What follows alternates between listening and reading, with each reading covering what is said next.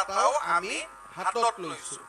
ইয়াৰ উপৰিও 1 লাখ চৰকাৰী চাকৰি আমি দিলো আৰু 22,000 চাকৰিৰ ইণ্টাৰভিউ অহা জুলাই আগষ্ট মাহত ওলাব আৰু বছৰে বছৰে চাকৰি আমাৰ ওলাই থাকিব।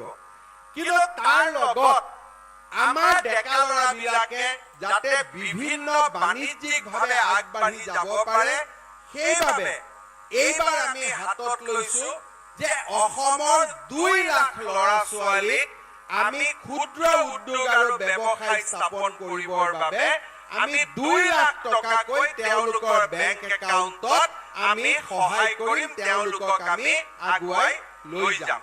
প্ৰথমতে 1 লাখ পাব, 1 লাখৰ সৎব্যৱহাৰ হলে আৰু 1 লাখ পাব আৰু 2 লাখ টকাৰ সৎব্যৱহাৰ হোৱাৰ পিছত তেওঁলোকে নিজেও কিবা নহয় কিবা কৰি আগবাঢ়ি যাব পাৰিব।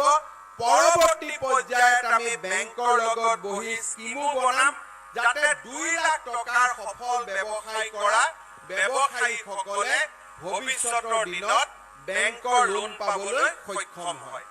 আজি আপোনালোকে চিন্তা কৰক যে অসমত 24খনকৈ মেডিকেল কলেজ নিৰ্মাণৰ সপোন, নগৰে চহৰে ৰাস্তা ঘাটৰ লগত উৰণীয়া সেতু নিৰ্মাণ, মথাউৰিৰ ওপৰত পকী ৰাস্তা নিৰ্মাণ আৰু বিদ্যুতৰ ক্ষেত্ৰত পাৱাৰ ট্ৰেন্সফৰ্মাৰ সকলো জাগাতে স্থাপন, বানপানী হোৱা অঞ্চলবিলাকত উন্নত মানদণ্ডৰ মথাউৰি নিৰ্মাণ, অসমৰ বিদ্যালয়সমূহত হাইস্কুলসমূহত পৰ্যায়ক্ৰমে 7-8 কোটি টকাকৈ দি স্কুলবিলাক নতুনকৈ নিৰ্মাণ কৰা, মহাবিদ্যালয় নথকা অঞ্চলত মহাবিদ্যালয় স্থাপন কৰা, আদৰ্শ বিদ্যালয় স্থাপন কৰা আৰু তাৰ লগত দুখীয়া আৰু দৰিদ্ৰ ৰাইজৰ বাবে ৰেচন কাৰ্ডৰ পৰা আৰম্ভ কৰি অৰুণোদয়ৰ পৰা মাহিলী অৰুণোদয়ৰ পৰা আৰম্ভ কৰি 5 লাখ টকালৈকে বিনামূলীয়া চিকিৎসা সাহায্য, 5 লাখ টকাৰ বিনামূলীয়া চিকিৎসা সাহায্যৰ পৰা আত্মসহায়ক গোটৰ মহিলা সদস্যসকললৈ আৰ্থিক অনুদান, 1 লাখ চৰকাৰী চাকৰি, মাইক্ৰ ফাইনেন্সৰ লোন ৰেহাই আৰু তাৰ লগত আমাৰ আগবাঢ়ি অহা যুৱকসকলক ব্যৱসায় কৰিবৰ বাবে প্ৰেৰণা প্ৰদান। আজি আমাৰ ৰাজ্যখনত মাত্ৰ 2টা বছৰৰ ভিতৰতে জল জীৱন মিছন হওক, ৰাষ্ট্ৰীয় স্বাস্থ্য অভিযান হওক, আজি কেন্দ্ৰীয় চৰকাৰৰ আটাইবোৰ আঁচনিক দ্ৰুত গতিত আগবঢ়াই লৈ যোৱা।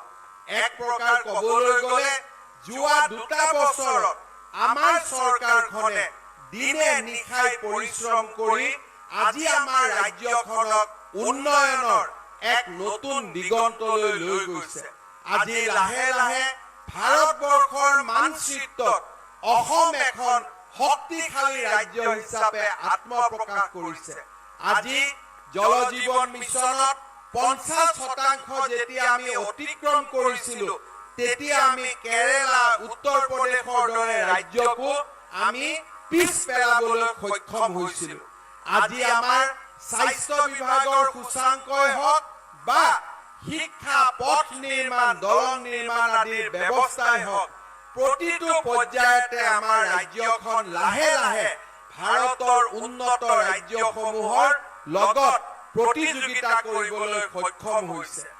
আজি এই জল জীৱন সন্মিলনৰ জৰিয়তে আমাৰ জল জীৱন মিছনক তেওঁলোকৰ লক্ষ্যত 2024 চনৰ এপ্ৰিল মাহৰ ভিতৰত অৱতীৰ্ণ হ'বলৈ পুনৰ এবাৰ আহ্বান জনাম আৰু প্ৰতিখন জিলাতে এনেধৰণে জল জীৱন সন্মিলন কৰি জল জীৱন মিছন আঁচনিৰ ওপৰত ৰাইজৰ মাজত ব্যাপক সজাগতাৰ সৃষ্টি কৰিবলৈ আহ্বান জনাম।